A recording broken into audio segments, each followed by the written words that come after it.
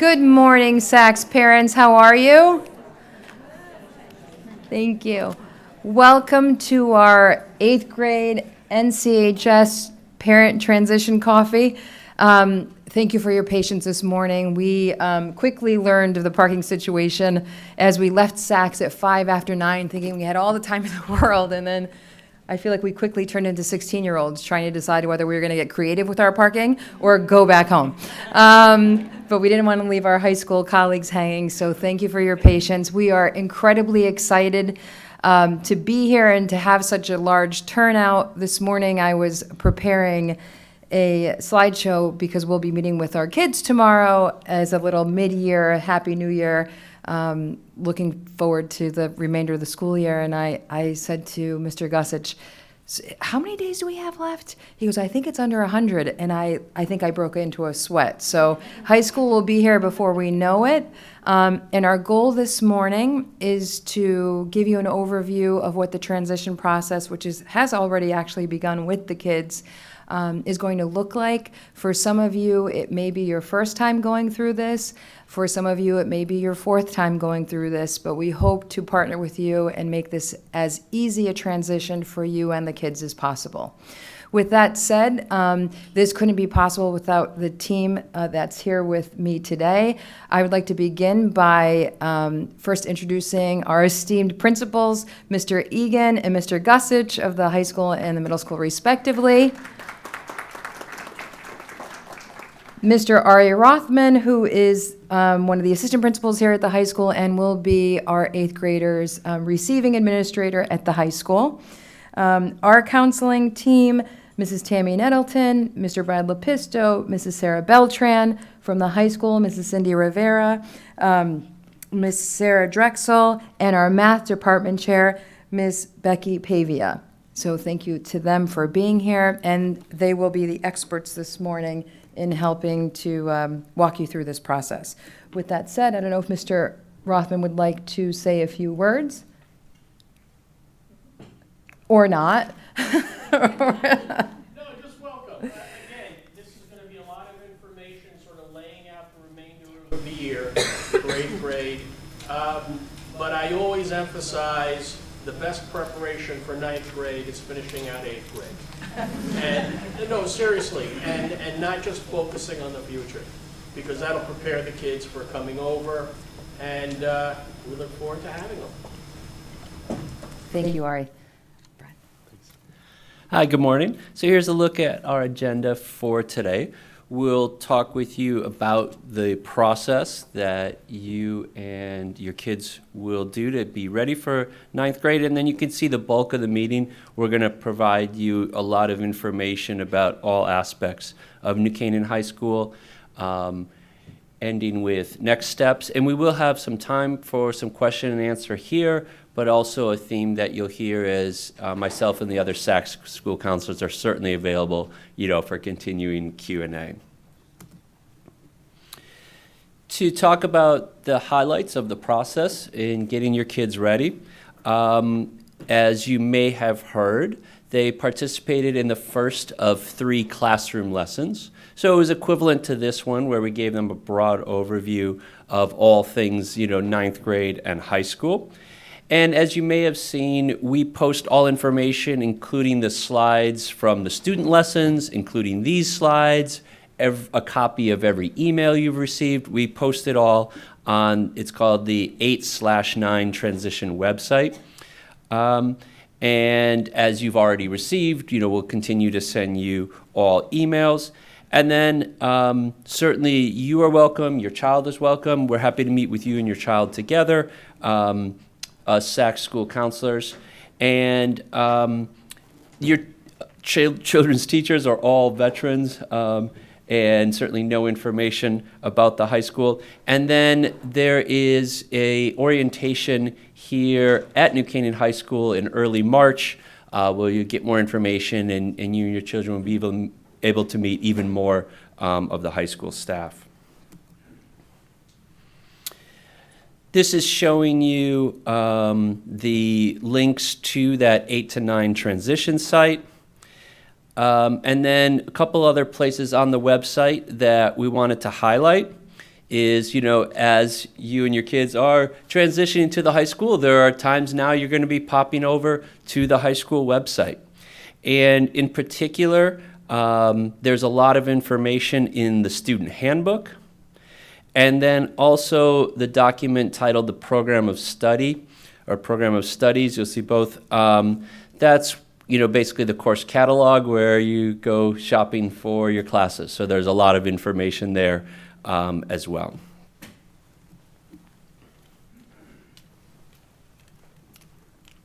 Good morning. This is going to be just a few slides reviewing the timeline of what's to come. Ongoing, of course, we are here to help you and to answer your questions. Please feel free to reach out to Brad, Sarah, or I at any time, and we can answer your questions or even have your children stop by and see us. I know that they've already started making some appointments because after we went through some of the slides last week in the classroom, the students are starting to wonder about things and wonder for themselves their own personal journey through this process. So, please direct your children to us as well with any questions that they have. In January, we, of course, are here for the coffee. We also did this lesson with them. It's an overview of the transition process with them, and that was last Friday, where we went into all the science classrooms and went through a similar presentation with the students. In February, we do our second lesson with the students, and that is a lesson on the electives where we show the students videos of the different elective options that they have here at the high school. And there are so many electives. The high school, we're so lucky to be part of this community. They have so many options, and the kids get really excited at this lesson. The fact that they get to finally start to choose classes and pick things that interest them and passions that they have. So that's a really exciting lesson for the kids on the electives. And then in March, we have an 8th grade parent-student orientation night. It's going to be Thursday, March 7th, and it's going to be in the evening. We'll give you more information about that. That is hosted here at the high school, and it's an opportunity for you to come with your children. And you will be meeting various people. There'll be administrators speaking. There'll be department chairs speaking. Typically in the past, there have been breakout sessions where you can go and hear from the department chairs and learn about their programs here. It's a great night, and we highly recommend students and parents attending here. So definitely Thursday, March 7th is an important date to keep in mind. And then also in March, we have our third lesson with the students where we begin selecting courses.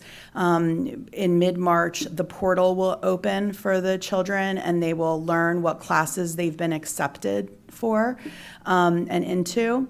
And around March 18th, we're going to go into the classes, and we're going to teach the children how to register for these classes. And registration happens through PowerSchool for them, and everything will be due by April 1st. We do tell the children that the final say comes down to their parents, so they really do need to come home and talk to you about the classes that they're choosing. It really needs to be, a family decision. We just basically show them how to do it and answer any questions that they have. We also have high school students come with us to that lesson, and the kids love asking the high school students questions about the high school, and that's a really good time for them to ask them. They ask them about the elective classes and the classes here, but they also ask them other questions. One of the topics, can we have a phone at the high school? Things like that. So it's a really good time for them to ask all those questions that maybe they might feel a little bit more nervous asking us, but they want to know a student perspective. So that will be that third lesson, and that will happen in March. And then everything will be due April 1st. So, registration, everything needs to be in by that April 1st date.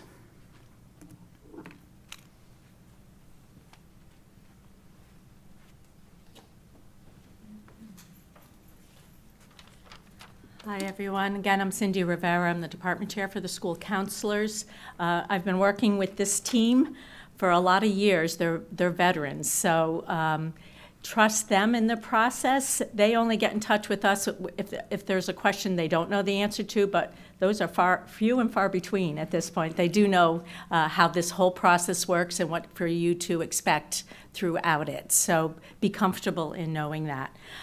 Today I'm just going to talk a little bit about the schedule that these kids will have. Now this is where I always get, it's a different kind of computer than what I have. So this is basically what the schedule will look like. It is an 8-day rotating schedule. Kids have 4 classes each day. They have, so for example, and it flips, so it's an A-B schedule, so they have 4 classes one day and 4 different classes on the next day. They go back to the first 4 classes, it rotates like that. So for example, you can see on here, for example, if on period 2, right here, this would be perhaps their math class. So if they have math here, they don't have it again till a C day, which is here, and then 2 days later, and it rotates within itself, last block of the day, and then third block of the day. So each of these rotate within each other, and then it meets every other day. Clear as mud, right? It's perfect. The kids learn this very quickly. We send home their schedule in this format so they can see it. They know it better than any adult will ever know it. So, but it is good for you to know that because as it rotates, they will never have the same class first thing in the morning. So if they might have an open period one day and say, I want to sleep in, you got to know which day that they can do that and which day they can't. So they're very clever, more clever than we are. So anyway, that's basically what the schedule is, Monday through Friday. It's the times are here. They will get this schedule so you understand the timing. That third block of the day, it includes lunch for them. It always comes out there. On this side, we have on RAM time is on when, it's now called building block. I realize this is mislabeled now. Building block day is on Wednesdays, which mean it's a different schedule. In the middle of the block, in the middle of the day, there is a period from 9:50 to 9:50 where there is a mix of activities that happen. It's a time for academic time. It may be a time for the television broadcast to do their weekly broadcast or biweekly broadcast. So there's it's a time when the counselors go in and sometimes and do some work with the kids. So there's a number of activities. It's an important piece that we break out at that point and work with kids. So it's a different schedule on Wednesdays. So again, we just do this all to confuse you. So, but they will understand it and you will get used to it. Okay. The courses. Students will have 5 core classes: English, Math, Science, Social Studies, World Language. Those are considered core classes. Every student pretty much has those 5 courses. If it is a student who receives extra supports through an IEP or has other issues that they want to, the discussion through meetings and team meetings may be that they only take 4 courses, core courses, that may be an option at some places, but most kids will have 5, those 5 classes. They will have, that's 5 classes. The science has a full class plus a lab period 2 times the cycle, so that is considered an extra mini in their schedule. They all have PE one semester, health the other semester. That is in another block of time. So you have 5 cores. You have PE, health, and lab in the 6th class. You have a 7th class, which is where they would take electives.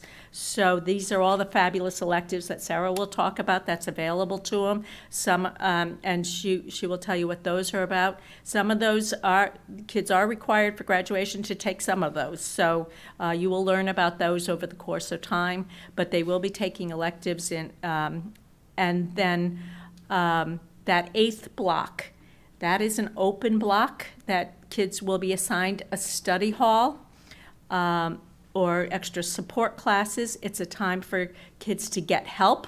It's a time for kids to study and do their homework.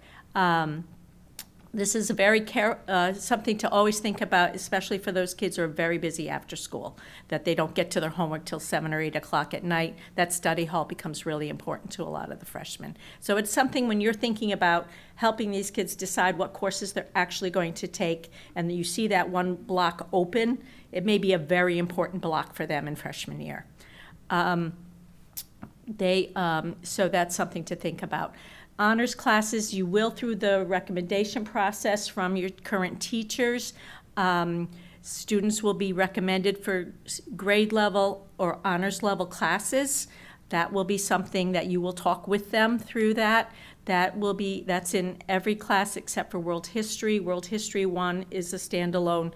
There's no honors level there, but every other class there are levels, every other department there are levels of classes. So that is something to consider when looking at that. You have to know your child, what to know. And through the process over the next couple of months, especially that 8th grade night, in March, you'll hear about what the difference is between standard level and honors level, the level of work, the level of expectation, the level of intellectual rigor that's required at the honors level. So you can make good decisions with your children as to what is right for them. We never track students if you're not in honors level freshman year, but get there in sophomore year. It happens for a lot of kids. They start off freshman year, taking what's, they feel is good balance, and then get here and go, oh, that was kind of easy for me, I'm ready for more of a challenge, and we bump them up the following year. So it's a very fluid process over 4 years. The key for freshman year for us is that they be successful. They're not over-challenged where they're crashing and burning. We're looking always for that balance so that they gain that confidence so they can move to even more challenging courses as they go. And then finally, we are a bring your own device school, excuse me, meaning that every student needs to bring a laptop with them and have a laptop available to them in school every day. So if you can't provide one for your child, there are policies here for renting them or getting financial help in providing one for your child. So we don't want any child to come here without one. Chromebook, on the website it tells you what devices are applicable. A lot of kids use Chromebooks or they use regular laptops, so there's different things that you can use, but definitely look at that and what's needed. Again, in that 8th grade night, that we do have a session talking about the technology here and what's expected and what you'll need for that too. So it's all coming. You don't need to know everything today, so, okay.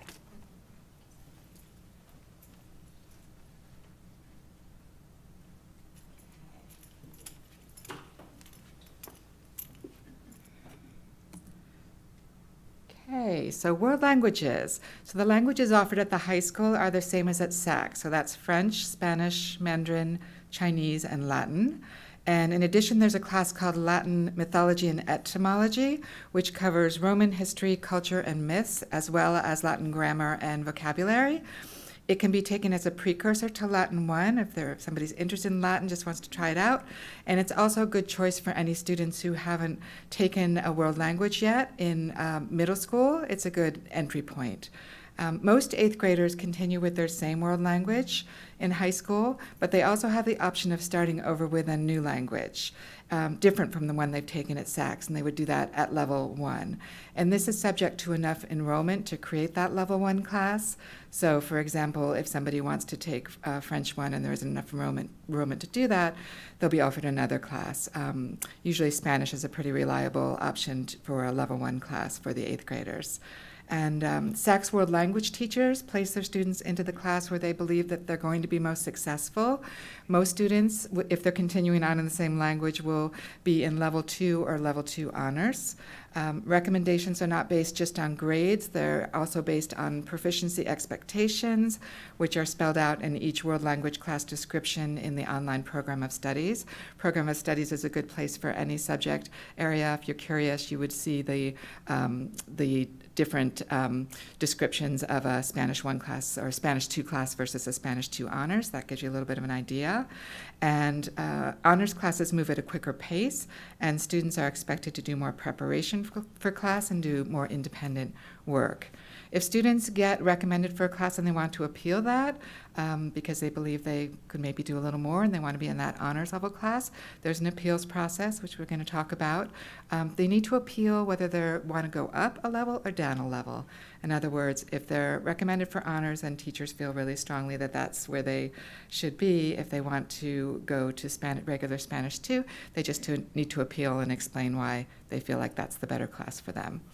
That's not the case in all subjects, so I'm just saying that is the case for world language. And another kind of cool thing, students who reach level 4 of a world language at the high school, any world language, have the opportunity to take some proficiency testing. And if they achieve a certain score, they can earn the Connecticut Seal of Biliteracy, which recognizes the benefits of being bilingual and prepares students to be 21st century citizens. And that seal, if they achieve it, is added to the student's transcript and also their diploma. And if you have any further questions about world language, please contact your child's current SACS world language teacher.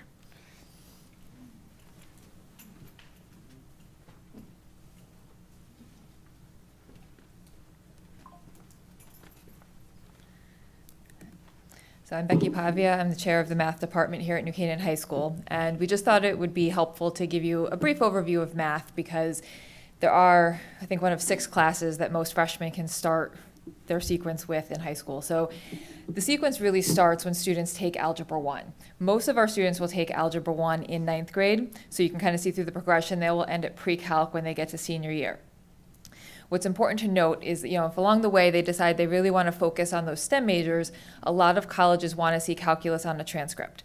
So we can get students to calculus, but that would be part of a conversation we'd have to have during placement in freshman year. There are some options to help with that. If you're a geometry student in 9th grade, you will have calculus your senior year.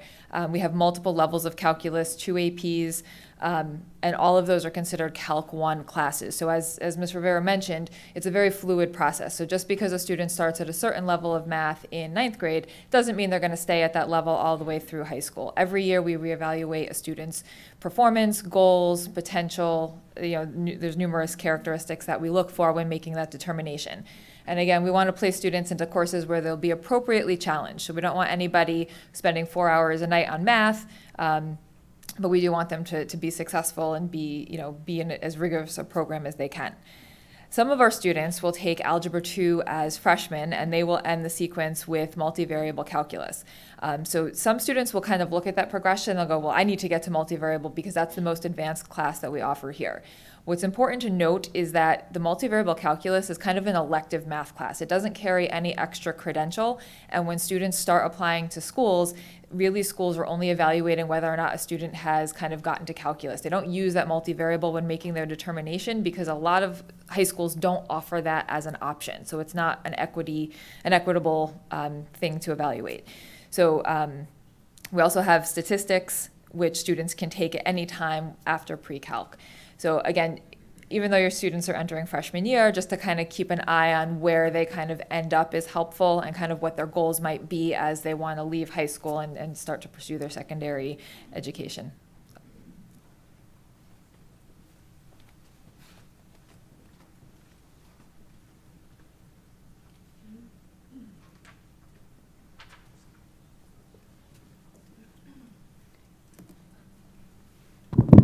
May I just have a show of hands of who here has their oldest child coming to the high school for the first time next year?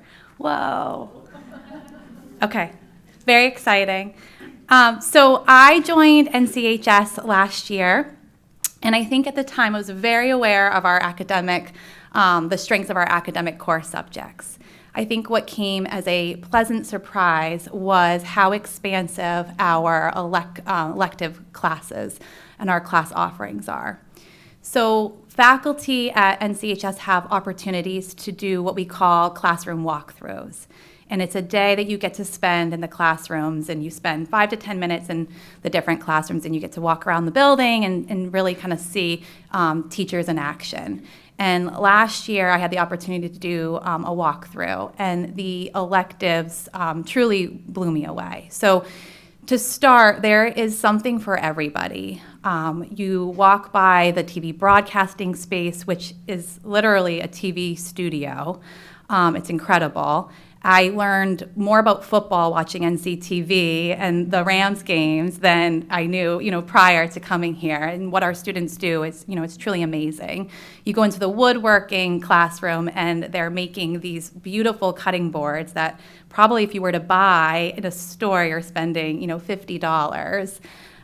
Digital photography, they had the lights off and they were doing light photos. And if you walk in the front of the building and you see, pictures that our students took and paintings. And so there is something for everybody here.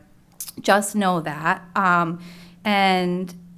Choir, band, orchestra, those, have a great reputation in this district. Also know that we had an experience last year as counselors during school counseling week where the ensembles came down to our office and they played "You've Got a Friend in Me" for us, and we were serenaded by band, orchestra, and choir. I mean, truly, it's amazing. Took a walk around the building. Interior design had with like contact tape outside of the classroom, and they were setting up rooms, and we were walking through the hallway, and Mrs. Rivera was actually like, "Where's the door?" And we walked through the door, and the students had the door picked out. So there's opportunities, and it's nice. It's a nice break from the core subject areas, and it's also a chance for students to really kind of start to learn about who they are. There are year-long opportunities, so electives. We have year-long elective offerings, which is nice in a lot of ways because it presents an opportunity for consistency throughout the whole, academic school year, and that works well for some students. And then we also have opportunities for half-year classes. So students may take one elective their first semester and may take another elective their second semester. We do have graduation requirements. I won't bore you with all of those today. 1.5 credits are needed for students to graduate from CTE and what we call our VPA, so Visual Performing Arts or Visual Arts and Career Technical Education. So students do need to take a course on both areas, which is, again, a nice opportunity for them to learn more about, what works well for them. And sometimes they don't know what their interests are. Some do. They have a whole plan. They're going to come in and they're going to do our engineering, courses for all 4 years, which you can do. Others get their fourth choice elective of TV broadcasting and find that while it wasn't something that they initially wanted, that they're passionate about it and they're studying, at Indiana University right now in that area. So just know that it's okay if they don't get their first choice elective. Sometimes it truly does work out. So part of the work of the school counselor will be to, we have an academic 4-year plan where we help to monitor those graduation requirements that I just shared with you. And it will be us having conversations prompting, hi, it doesn't look like you thought about your CTE yet. Let's plan that for next year. So just know that we help to monitor that. Check out the broadcast. It's on our website. As a new counselor here last year, I learned a lot from the broadcast, as I said, but also it runs, I think it's like every 3 weeks, so that's something you could take a look at. And our weekly update, if you go to our weekly update, you see classes in action. So you see pictures of students in classes, baking, whatever it may be.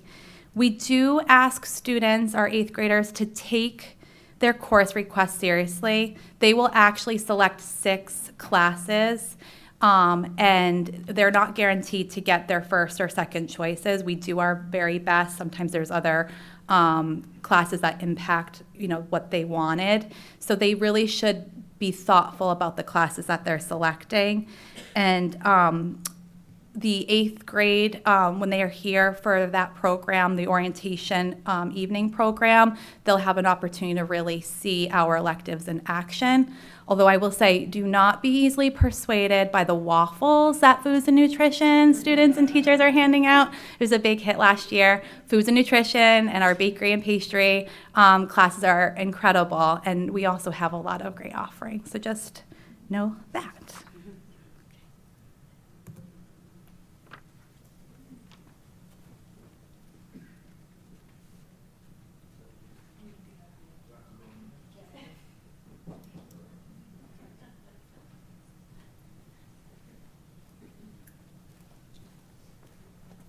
Once again, good morning. I'm Ari Rothman. I'm one of the assistant principals here, and unless my agent calls or I win Powerball, I'll be with your kids for 4 years. I'm still trying to sort of wrap my mind around waffles and calculus in an orientation to high school. One of the things that I think our counseling staff grossly undersells is the manner in which they work with your kids for 4 years. Yes, there was talk about, graduation requirements, the idea that they will work with your kids to really build a 4-year program and manage it throughout. But in addition to the academics, we also want kids to be part of our community, to have some fun. That will come through some elective choices, but we also have a very, very extensive and mostly student-generated, based on interests, co-curricular program. We have a couple of sports here you might hear about at some point. We have a very, very robust theater program, and they include specific productions for underclassmen so kids can get involved in all levels, both in front of and behind the stage. But also, we have a club program that, again, is mostly student-generated. High school is going to ask a lot of your kids academically. But we also want kids not just to have fun, but to feel confident about something in addition to what they do in the classroom. On the high school website, you will see a link to it's called co-curricular activities. It is a listing of clubs. Right now we have, I think, about 50 to 60, 98% of which come from student interests. We start clubs, we see how long they last, and kids are constantly coming up with stuff. And it's nice. We have a pretty rigid policy here. One person has to be interested, and we'll try and figure out how to start a club. But it's nice because what you find is it's a way for kids to connect with kids they may not have in class, kids they may not know. And it's just a lovely program, and it's really, really beautiful. So, is that okay? Okay. All right. Thank you.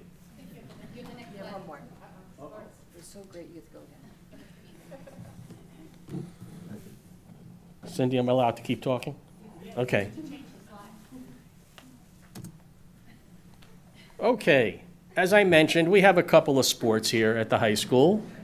In reality, we offer a very, very robust program of all different levels, from freshman up through varsity. I think consistently, about 2/3 of the student body at some point plays a sport. So it's really a well-established and extensive program and a variety of things to look at. There are kids who play sports one season, then might do a theater production. There are kids who do 3 sports throughout the year. Again, coupled with theater, coupled with the other co-curricular activities and clubs, it's really a variety of opportunities for kids to have some fun. There will be a coaches' night June 5th, and the idea behind that is, much as we've talked about orientation to the high school, which we will do again formally on in March, the coaches' night is an opportunity for kids and parents to come meet the coaches, learn about the programs, and specifically the opportunities for freshmen. And again, that's right. The more information is on NC Rams. That's a specific website for that. And then the only thing to keep in mind is the fall sports, which go from the beginning of the school year to about Thanksgiving, because there is practices and tryouts that start actually before the first day of school. Those dates are also posted here. But that's also more information that you will get on Coaches Night. And as again, NC Rams is a great website not just to learn about the schedules of the programs and the teams, but also to get information on how to participate. And again, if Jay Egan, our athletic director, were here, he would say it's a great way for kids to try different things. Not just one sport throughout the entire year, but to try different things over the course of the 4 years. So that's it. Okay? Thank you.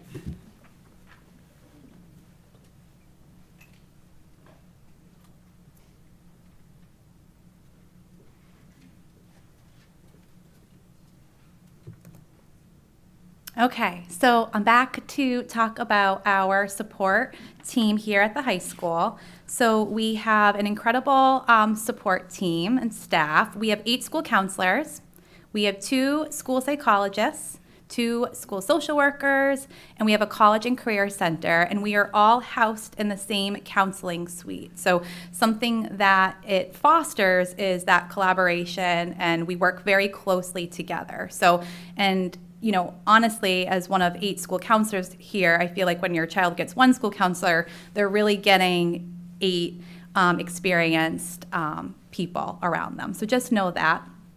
And also part of that team is that your student will get to know Mr. Rothman very well. He works collaboratively with us and to support your children. The school counselor relationship is a 4-year relationship. So it's really nice. We get them as 9th graders. We meet them right away, and we work with them all 4 years of high school. And then we also have a teen talk counselor, and I'm very excited to introduce her today. Mrs. Martha Winstead, if you would just stand up. We're excited to have her. She was just hired, and what's really nice is from what I understand, I wasn't part of it, but we were very thoughtful about who we brought in here to work with your students, and it's an incredible resource. Not all districts have this opportunity for students, and what's nice is if the student feels like they want to keep certain things with their school counselor, they also have an opportunity to get support from somebody else in the building. So that's something that the school counselor works to help that student find that and make that connection. So welcome officially. We're glad to have you. I'm very happy to be here. Happy to be able to work with your kids if needed. Saks has a wonderful teen counselor as well. And we work very close together if a transition is needed. So I'm happy to be here, and I'm happy to serve and support your students in any way they need. Thank you.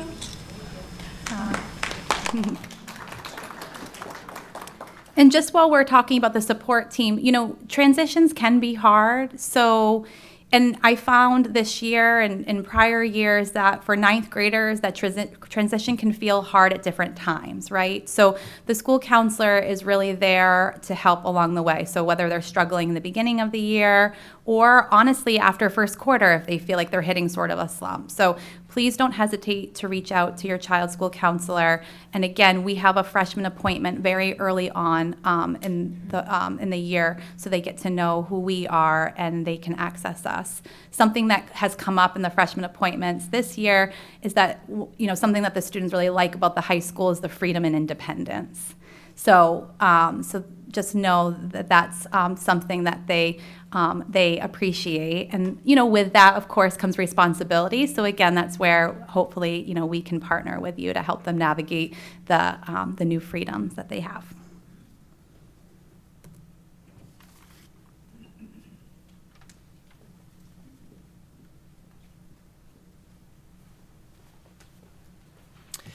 All students in the state of Connecticut also have other free public high school options, and they're kind of regionally based just to keep transportation reasonable. These are the 5 options that your kids here in New Canaan have. AITs, the Academy of Information and Technology and Engineering. In Stamford, the Center for Global Studies is a school within a school in Brian McMahon High School in Norwalk. You can say J.M. Wright Technical High School. The Regional Center for the Arts is starred. It's a bit further travel, and it's a part-time program, so your child would be taking some classes here at the high school as well as attending RCA. And then lastly, the Stanford Regional Agri-Science and Technology Center, also in Stanford. So you did receive an email with, kind of a further description of these. Their websites are very robust, and they have a lot of videos to provide more information about the school. And then certainly, we would encourage you to get in touch, with your child's SAC school counselor if you are interested in that, and make sure that you have all the information you need, and we coordinate that well.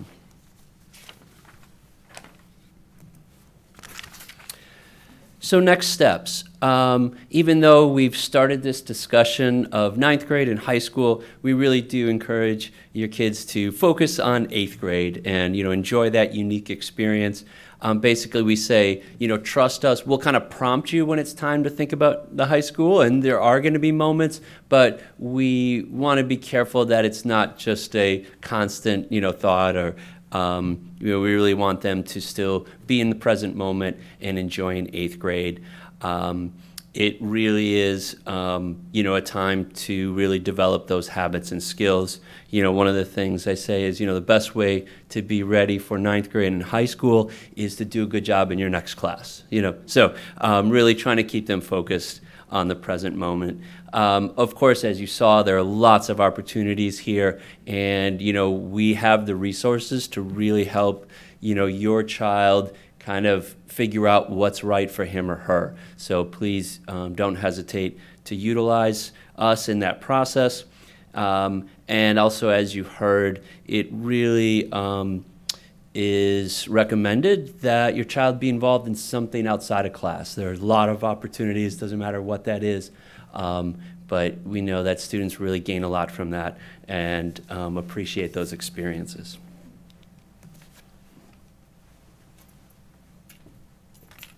I would just like to give a special thank you to the SACS PTC Executive Board, who continue to support us in everything that we do. This is truly a community effort, and that's the reason why we are able to provide for our students what we are.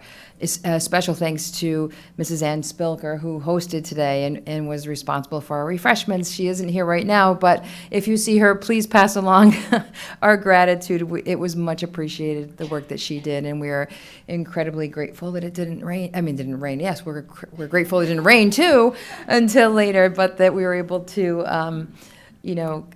go ahead with this as planned. You can tell where my mind is already thinking about tomorrow and later on tonight. With that said, please know, as you hopefully heard, that this is a process. This is not a one and done. This was truly meant to be an overview, and there will be informational lessons for the kids and also for you. That open house in March will be very informative and goes in much more detail. With that said, we do have a few minutes for questions. If there are questions about something that you saw today, we'll do our best to answer them. I will do my best to moderate and address it to the person who's best able to answer that. With that said, are there any? Yes. Is it possible to try out for 2 different fall sports? If you can talk to the coaches, because you just don't know who'd be good enough for either? Great question. Is it possible to try out for 2 fall sports if the student isn't sure which one that they are interested in committing to? I think it will be difficult simply because things run concurrently.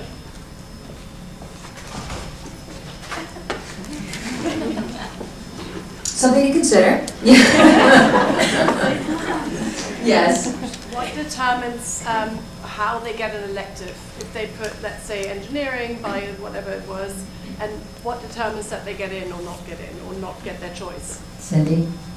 So you're going to put in your child's going to put in their elective choices, and as we said, 6 choices, 1 through 6. But they do recognize that seniors get first choice, juniors get second choice, sophomores get third choice, freshmen get last choice. So whether they get in or not, you can see how it's the computer that runs it based on their 5 core subjects. So if they're taking certain classes, it may knock them out If they get filled by upperclassmen, it will knock them out. So that's why we say be very careful about what they're interested in doing. Some introductory classes, like an intro to engineering class, will be mostly freshmen and sophomores. So that may be easier for them to earn a spot. But based on what students sign up for, that's where we create numbers of sections of classes. So that if we see, and if we have the room to add an extra photography class because that's extra popular this year, we may try to do that. So that's why we lock everything in April 1st and start playing with the master schedule to see what comes up. But the electives are the last thing that go in, so it does become a bit random. Okay, so sorry, just as a follow-up, is that then something that the counselor can help with to kind of choose the right core subjects if they, for example, know that they absolutely want to do engineering, because that's say something they want to study, maybe, you know? Is that? Yeah. It is, but again, it's a random process, so it is not something we can guarantee. Okay. Yes, yes. Are there placement tests that 8th graders sit for honors English? Are there placement tests that the 8th graders sit for? Is that the question? Yes. Yes, so we did have, and I'll let Becky, if you'd like to talk about the math process, or Reed and Cindy. We did have the Unit 2 test that was part of the English Language Arts curriculum that is a data point that's used in placement amongst many other data points. So that there isn't an extra placement test for English. In terms of the other subject areas, would you like to speak to that? Sure. So specifically for math, there's going to be a list of metrics that we kind of look for. So your child's teacher will go over what those are. It's the same characteristics that we would use at the high school, so we're having consistency across the board. There's no specific test, though. Like, we would look at their overall performance, kind of their ability to think abstractly. There's, again, a whole list of criteria, so nothing specific where if they don't meet this cutoff, they don't get into that class. And that's true for every department area. It's not just grades, it's work ethic, it's the ability to think at an abstract, more developmentally advanced level. So that's why we say we also don't track kids, because if they're not ready freshman year, it doesn't mean they haven't jumped to readiness by sophomore year for some of those advanced classes. Yes. In regards to the math slide where you had said that some colleges are asking for calculus, if you start in Algebra 1, you're not going to make it to calculus, or? There's a path where you can get to calculus, we would just need to plan for it. And it really, I would kind of limit that option to somebody who's really focused on the engineering major. Like if you're going to be an art major and you just kind of looking to boost your transcript, I don't think that's probably the best use of your time. But we can get you to calculus if that's a strong interest. And that counts for business, physics, sciences. So if you see your student is going to have strengths in those areas, the counselor will also be advising on those things as we move forward. Yes. What are the honors options for 9th grade? What are the honors options for 9th grade? So every subject area, so English, there's regular English, English honors, math, there are 3 levels of math. Depending on which, if you're in Algebra 1, or Geometry, or Algebra 2, there's grade level in all of those subjects, and then advanced options as well. Science, standard level and honors level, social studies, 1 level, world language, standard level, honors level. So Different in every department. Again, clear as mud. So there is honors math, though, but it's not just that you're on the advanced track, it's actually. There is honors math as well. Yes. Hi, is there any thought to emerging areas like artificial intelligence or Gen AI as part of electives or clubs at all? So the question is there any consideration or thinking around AI or Generative AI. Or generative AI in the courses, in terms of courses? Either elective or electives or clubs. or clubs? We might, we're not there right now, but we might. What Bill said. It is certainly conversations that we're having every day. And we do have computer science classes that are developing in those areas as well. Thank you. Yes. Honors, you said there is no freshman honors social studies, but is it history in the upper grades? Is there honors history? Yeah, well, after freshman year, it's either standard level or AP level, advanced placement, which is college level. So there are multiple social studies that are at the AP level. So as they progress through, they'll have every opportunity. Yes. What is the deadline for choosing an alternate school if you want to go to one of those other schools? How soon do you have to decide that? Ed?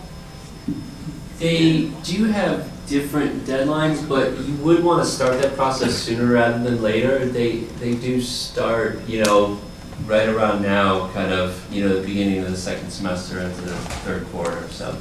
And are the students guaranteed entry to those schools, or is it a lottery or some sort of application?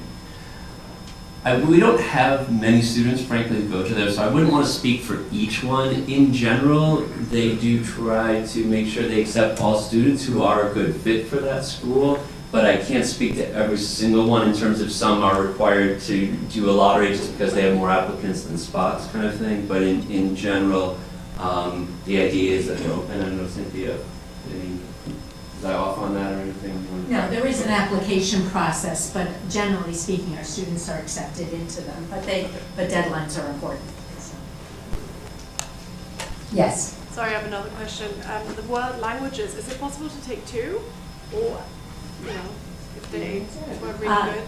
There is. Okay. That's that 8th block, Okay. or instead of an elective for freshman year. There is flexibility in the schedule as to what they want to do with that. Because there are certain requirements you have to get in the elective realm, we have to plan for it. And when you're taking 2 world languages through 4 years, it's difficult to get it all in. So sometimes we suggest kids start that second language after freshman year so they can work on getting some of those elective requirements done first. But could they theoretically then already kind of finish one world language? Because let's say you're trilingual at home, so we could already be done with it. That is true Okay. as well. And then the senior year, they'll be taking more classes than their peers will be because they're making up those electives. But it's very doable and kids have done it. Okay, thanks. But they have full schedules. Yeah. It is 10:30, but we will be staying behind for a few minutes if there are questions that you'd like to ask us individually. With that said, I do want to say that our goal is not to make the kids anxious and to help support them through this process. If you notice that their stress levels are increasing and if they seem a little bit more anxious, please ask them to see their counselor or to see me so that we can alleviate some of that. We do want to make this an exciting experience, not a nerve-wracking experience, although we know that's part of the reality of this transition, but we do want to support them in that way as well. So, and you, if you're feeling anxious or stressed, please don't hesitate to reach out to a member of the team. And thank you again so much for coming this morning, and I hope all goes well in the storm tonight. Please be safe. Thank you.